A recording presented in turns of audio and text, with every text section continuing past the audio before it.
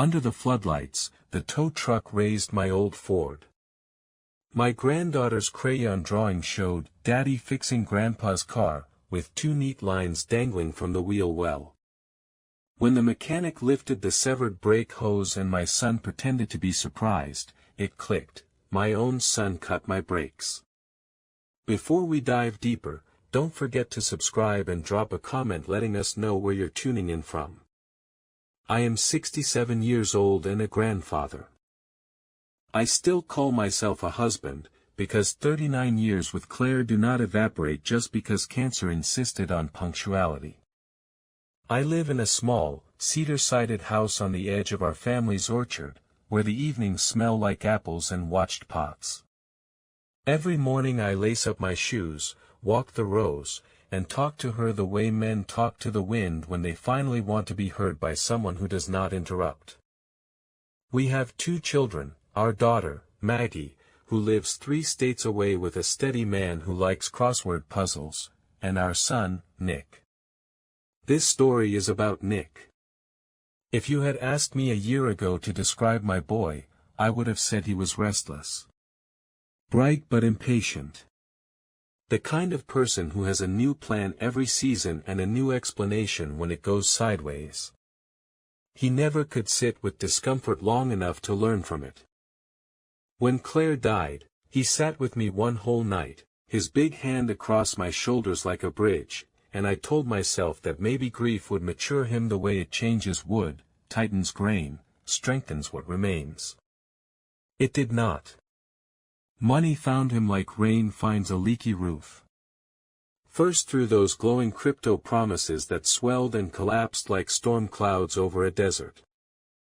Then through a glossy franchise brochure left, accidentally, on my kitchen counter until I asked about it, which was when he confessed that for a small infusion, we could turn the old feed store into a second location of a national chain that sells artisanal dog treats. It should have been a joke. He said it had a proven model. He said he had a friend who had tripled his investment in 6 months. He said I should trust him. The conversation that changed something essential in me took place at my kitchen table 2 weeks after Claire's birthday, when I still had not moved her mug from the dish rack because I feared what the empty rack would look like without it. "Dad," he began, in a careful tone he used to reserve for the principal's office, "have you given any thought to getting help managing your affairs? Maggie and I worry. Power of attorney would simplify things. You could relax. Relax. As if peace is what waits at the bottom of paperwork." "I manage fine," I said. "I have a lawyer. But what if something happens? What if you fall? What if you get confused at the pharmacy like you did last month?" "That was not confusion," I said. "That was a clerk who could not find the right label. It happens." The pharmacist apologized. He placed a folder on my table. I recognized the lawyer's logo. My lawyers. My chest went cold even as my face warmed. I did not open it. "Who gave you this?" I asked. I tried to keep my voice level and quiet. Level works better than loud when you want someone to make a mistake. He shrugged. I stopped by to ask a few questions. "We all want what is best for you." He always remembered family when he wanted something. That night, after I washed the dishes and dried Claire's mug and set it back exactly where it belonged, I called Lyle. He is not cheap, but neither is ignorance. He used to work bunco before he grew tired of supervisors who insisted you cannot teach a man to see what he refuses to admit. We met 10 years ago when a neighbor's nephew began stealing copper from the irrigation and swore he had not. Lyle found the missing coil and the nephew found a judge who knew exactly what to do. "What are you asking me to find?" he said over coffee at the diner where Claire had insisted on ordering pancakes on Sundays even when she was fighting. That was her rebellion. It looks small until you miss it. Not a thing, I said. A pattern. If I am wrong, I will put it away and shut my mouth. If I am right, I want to know before something goes from possible to permanent. Priya came with him, a quiet woman with neat handwriting and a patience that made people talk even if they had not planned to. They set up motion cams by the garage and aimed one at the fuse box after I told them about the flicker I could not explain last week. They installed a simple tracker on my truck, not to monitor me, but to watch anyone who took it.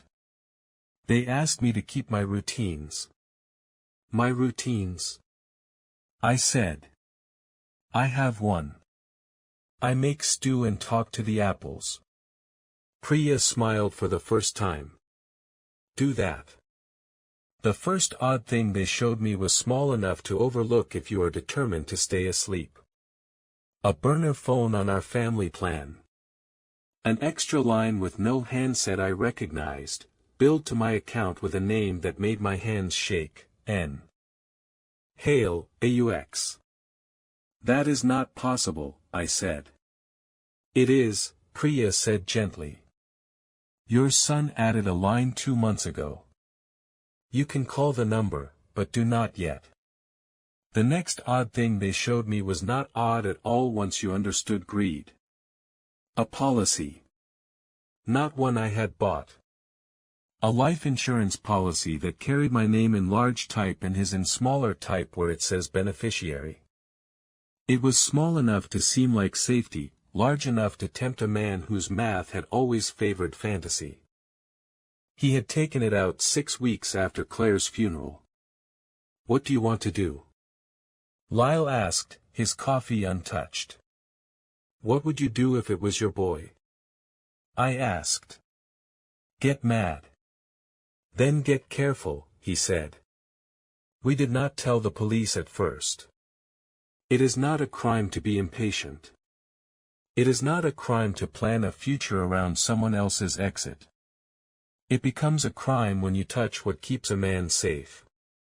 He touched it. I had promised Noah, 12 and all elbows, that we would go fishing at Marsh Creek the next Saturday. He does not really care about fish, he cares about the way quiet gives him permission to ask me questions he thinks are strange. Can you miss someone in your knees? Why does grief feel like hunger if you just ate?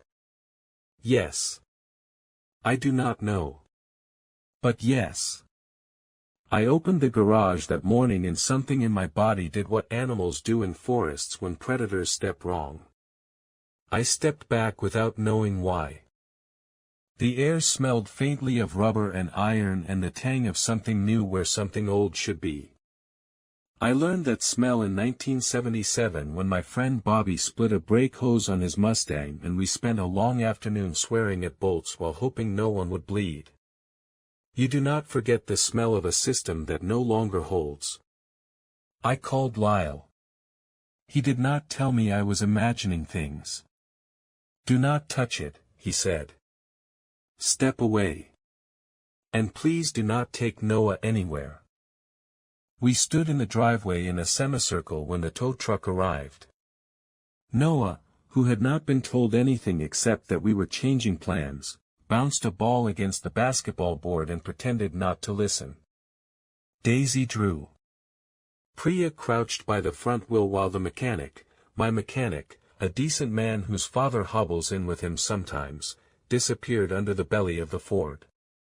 He slid out slow, holding the loop of rubber I have already mentioned. Cut, he said. Not split. Not where. Cut. Clean. A wound that waits. I did not say a word. Priya did not say a word. Lyle said one. There. We all looked where he pointed. At the hollow where the trash bins sit between pickups on collection day. At the scuffed streak just behind the bins where someone had placed a knee. And at the little rectangle of aluminum glinting in the dirt as if it wanted to be found. Priya stepped over and picked up the copper tubing cutter. It had a fresh nick on the blade. The garage camera would later show a figure in a hoodie at 2 in the morning. He liked the kind of movies that confuse dark with clever. Our camera could see his shoes, though, the same pair Nick wore the night he told me to relax. And the copper cutter, brand new, matched a receipt, which would later match a bank log, which would later match a number we already knew. What is going on? Noah asked, because 12-year-olds are smarter than adults give them credit for when the room goes quiet all at once. Someone tried to make Grandpa's truck unsafe, Priya said. We are going to fix it. Because they want Grandpa to get hurt? Daisy asked, not looking up from her picture. I watched her color a figure under my truck in a dress too short to be her mother's. She drew the phone. She drew the dangling lines. She made my heart crack on a diagonal with 7 strokes of a crayon. Who? Noah said, and then, softer, as if the question frightened him, Dad? We did call the police then. Not with accusations. With facts. With photos. With the copper cutter. With a policy printout I did not want to look at again. They sent Sergeant Alvarez, a practical man with a tired face and a newborn at home. He did not posture.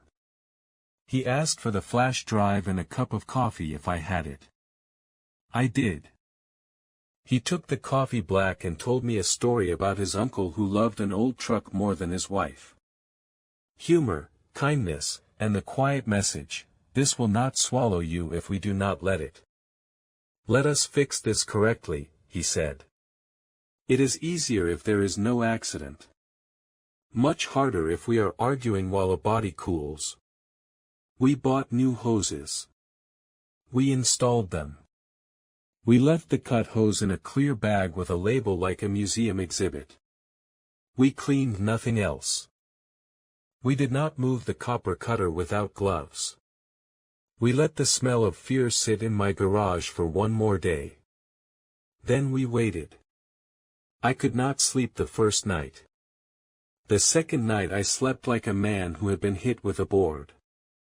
On the third night, at 1:11 in the morning, the garage sensor pinged Lyle's phone and his phone pinged mine, and somehow we both rolled out of bed without thinking and met in the driveway wearing mismatched shoes.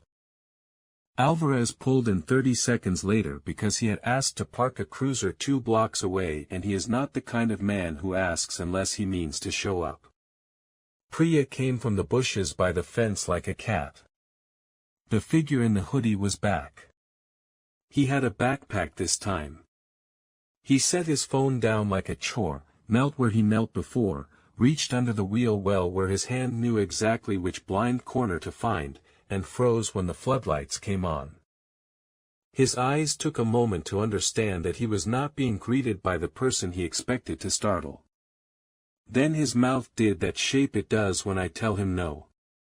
Nick, I said, and in my own ears the name sounded like a stone skipping once, twice, and then sinking. Dad? He smiled and accompanied the word with a laugh that would have been charming when he was 14. What are you doing up? I think you know what we are doing up, Alvarez said, because that is a question for police, not fathers who remember the taste of pancake syrup on their son's finger when he was 3. What is this? Nick said. A trap. You set a trap for your own son. No, I said, and I felt something old in me stand up. You set a trap for me. We just refused to step in it. He tried to walk, then realized that the options were forward into the garage, back into 3 people with better reflexes than his, or sideways into a brick wall that has never moved for any man who wanted it to soften. He picked forward out of habit. Lyle's hand found his elbow. It was not rough, but it did not ask permission. I do not want to do this in front of your kids, I said, because behind him, beyond the shadow of the azalea, 2 faces had found the window, and even shadows cannot hide the shape of a child when surprise pushes them into the light. "You brought them into this?" he said, outraged in the way a man gets when he trips over the truth and blames the floor. "They live here," I said. Alvarez took him by the arm and told him he was being detained, and I watched my son decide first to perform indignation, then to calculate a new story, then to reach for anger. He picked wrong. He almost always did when panic lit a match in his chest. Priya asked me to step back. "He will be louder than you," she said. "You do not have to compete."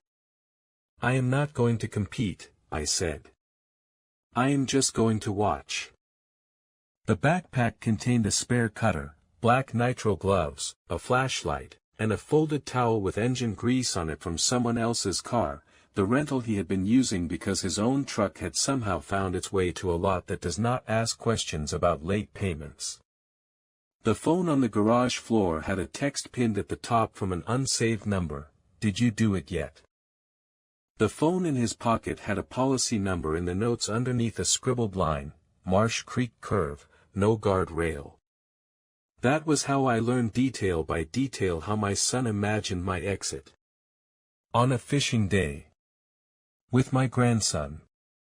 Because accidents need witnesses who are too young to argue coherently about what they saw. I want to tell you I kept my face calm because of wisdom. The truth is less noble. Shock can look like dignity if you do not move. In the days that followed, the formal parts clicked into place the way a child's building toy suddenly obeys gravity when the last peg slots where it must. Statements were taken. Interviews conducted. Alvarez sat across from me in my kitchen with a tape recorder that clicked louder than it needed to and asked me to say out loud in complete sentences that the figure on the camera was my son. He asked if I wanted a victim's advocate. I said yes, because the word victim made my teeth ache and the word advocate suggested someone would sit with me while I learned how to do this without making excuses for him. The papers made a small fuss because family drama sells if you subtract the parts where hearts break in kitchens. They did not get the best photo. I do not think any photo of me has ever looked like I felt. Perhaps that is a mercy. Jenna, my daughter-in-law, moved through those days like a woman trying to lift a house off her chest. She had asked Nick to leave 3 months earlier when the debts howled at their door. He moved into the apartment over the garage of a friend who can no longer look me in the eye. When she came over the afternoon after the arrest, she stood in my doorway and sobbed without a sound for almost a full minute, and then she said, "He did not even think about them. He did not even think about them." "We will," I said, "because there are vows you make to the living that do not require rings." The prosecutor pushed for a no-contact order. I did not argue. They charged him with attempted murder and tampering and a list of other words that make a man sound like a headline. He pled not guilty. Then he blinked at the list of facts that always seemed to hover one step behind him like a shadow with better shoes. The night before the preliminary hearing, his lawyer called mine about a plea. I did not ask my lawyer to be kind. I asked him to be exact. I went to the hearing. My knees shook anyway. He came in wearing jail orange and the look he used to wear when he promised as a teenager that he would never do it again without saying what it was. He searched the room for allies and found only eyes that love him enough to stop playing along. I sat between Maggie and Jenna with a photograph of Claire in my pocket because I was not going to face this without her if I could help it. When his attorney stood to say the words, I watched my son's throat work around his pride like a man swallows medicine he does not want but understands might help. "Guilty," he said. The room made no sound. Some decisions are so loud that noise cannot compete. Sentencing took place 6 weeks later. The judge wore the same tired fairness Alvarez wore the night he stood in my driveway and did not set fire to anybody's temper. He read the charges. He read the plea. He asked if anyone wanted to speak. I stood. Everyone pivots on you when you do that, even the skeptics who think old men do not have anything left to say. My hand shook when I unfolded the page. I had written and rewritten the words at least 20 times, and then last night I threw away the draft that sounded like a courtroom martyr and wrote a new one that sounded like me. Your Honor, I said, and my voice surprised me by behaving, I have thought for many days about revenge. A few heads tilted. The word does that even when we are pretending to be civilized. We all know one version of it, I continued. The one that burns everybody in the room and then brags about the fire. I am too old and too tired to prefer that kind. And I have grandchildren who will learn their way from how I move my feet through this. So here is what I ask. I do not ask you to go soft. I want my son to be alive long enough to understand what he chose and what he lost. I want him to learn to sit with discomfort and not turn it into a weapon. I want him to be kept from hurting anyone else until he figures that out. And I want you to give me the protection that tells him this house is the border he cannot cross without permission anymore. The judge nodded. The prosecutor studied the floor with interest. Here is the other part, I said. It is not for the court, but I am saying it here anyway because it is the truest thing I can offer. My revenge will be this, I will love what he abandoned. I will feed the people his hunger would have starved. I will answer the phone when a 12-year-old boy asks me at 9 at night if grief can make your arms feel heavy. I will make space for an 8-year-old girl to draw something other than the worst thing she saw. And I will take these children to the lake at Marsh Creek with new brake lines and a picnic and a promise that the story we tell about family can be better than the one they almost had to live. If the judge smiled, it was only in the corners of his eyes. Thank you, Mr. Hale, he said. I accept your clarity. He sentenced my son to a term that lives between mercy and consequence. Enough to matter. Not so much that hope has to leave the room to breathe. There are people who disagree with that sentence. I am one of them on Sundays and less so on Mondays. I change my mind a lot these days because love keeps asking me to. Jenna and the kids moved into the house 2 weeks after that. We did not announce it. We just did it. I cleared out the back room that used to be Claire's sewing room and turned it into a space where Daisy could tape paper to the walls and draw big when she felt like screaming. Noah took the small room with the window that faces the original Granny Smith row. He likes to watch the fog in the morning. It makes him feel like the world is thinking before it speaks. We made a chart of chores. I insisted on it because order calms me and because 12-year-old boys are not allergic to the dish sponge regardless of what their fathers teach them. I signed us up for a family therapist who liked metaphors a little too much and then won me over when she stopped explaining and started listening. Daisy drew her way through the first 3 sessions, then brought in an empty paper and looked at me with a question I did not expect. Is it okay if I draw, Dad? She asked.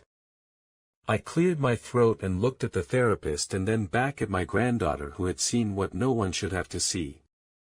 It is more than okay, I said. Draw him with all the colors.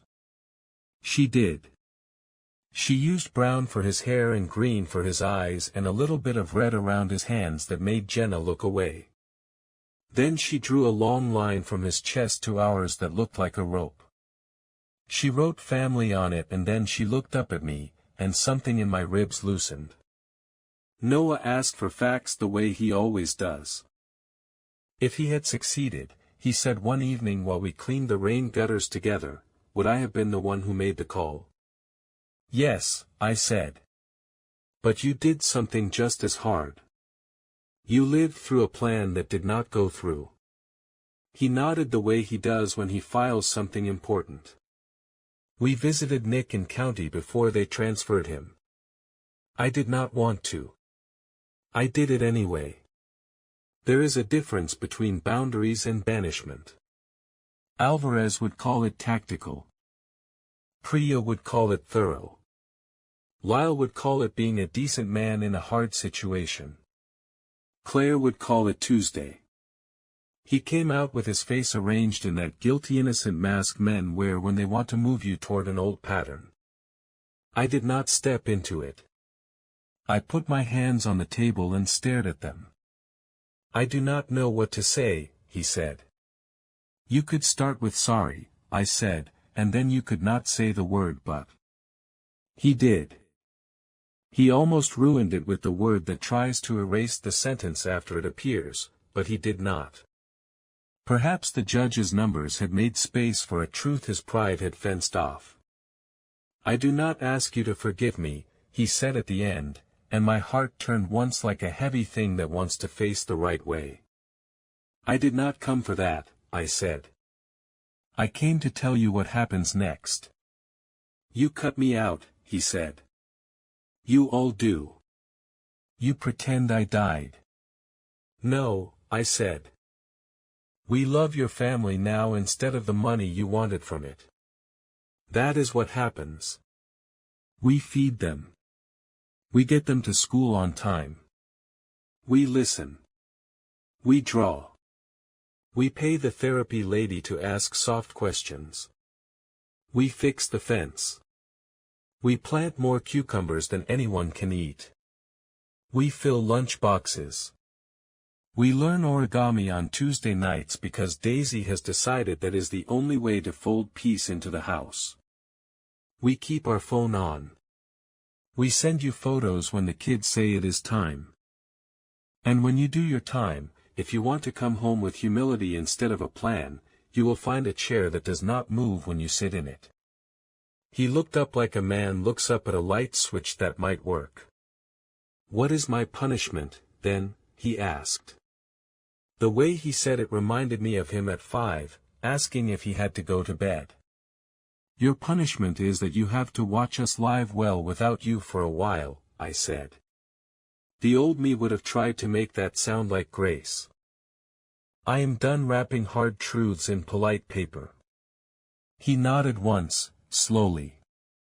On our way out, the guard at the end of the hall said my name and told me his father had been a man like me and his brother had been a man like my son and that they had both survived enough to be worth inviting to Christmas dinner again.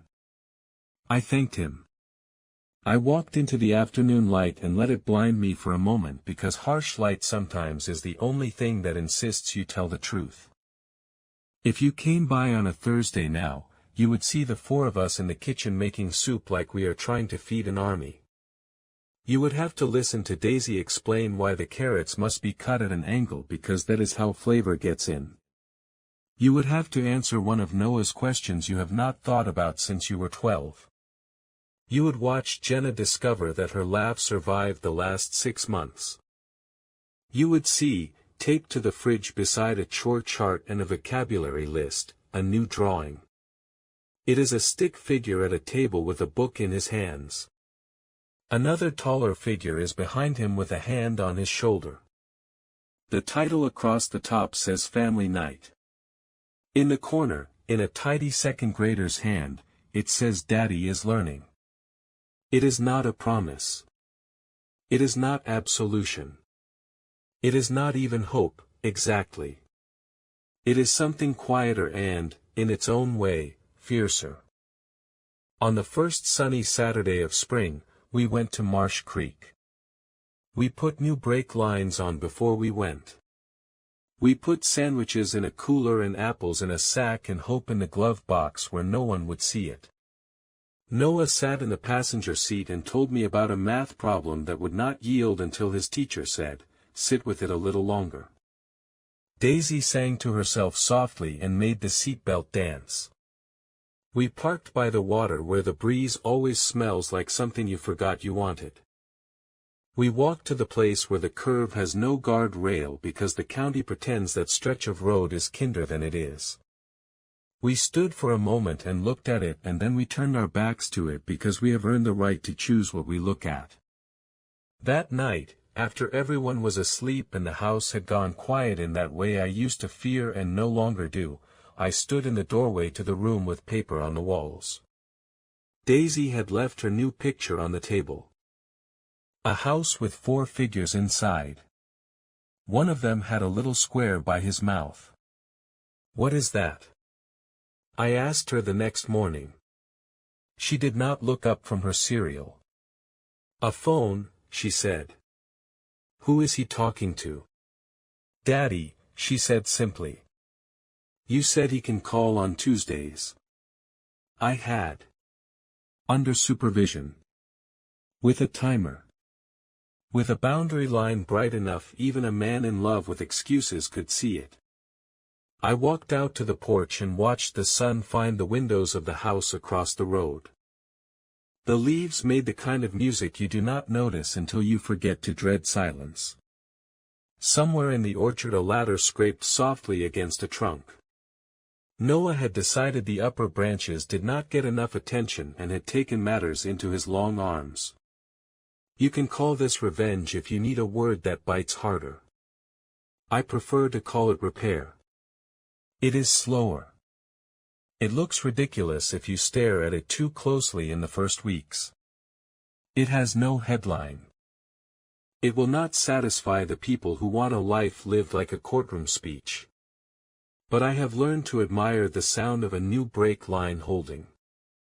I have learned to trust a child's rope that ties one heart to another across a little drawing where men with broken plans go to learn what love can do when it refuses to die on cue. And on the nights when I wake at 2 a.m. and my mind tries to make the pictures play in a loop, I go sit at the kitchen table and touch Claire's mug and touch the paper with the word family on it in a second grader's hand and tell the dark what I decided the day the tow truck lifted my Ford and the floodlights froze us all in place. I decided not to let him decide what kind of man I would be. I decided to make the kind of home a knife cannot cut and a policy cannot buy. I decided to take the worst thing my son ever did and answer it with the one thing he had forgotten how to do. I decided to stay. Hello everyone, and thank you for watching. I truly hope you enjoyed listening to this story as much as I enjoyed creating it. If you did, please consider liking the video and subscribing to the channel to help support the creation of more stories like this. Have a great day or evening.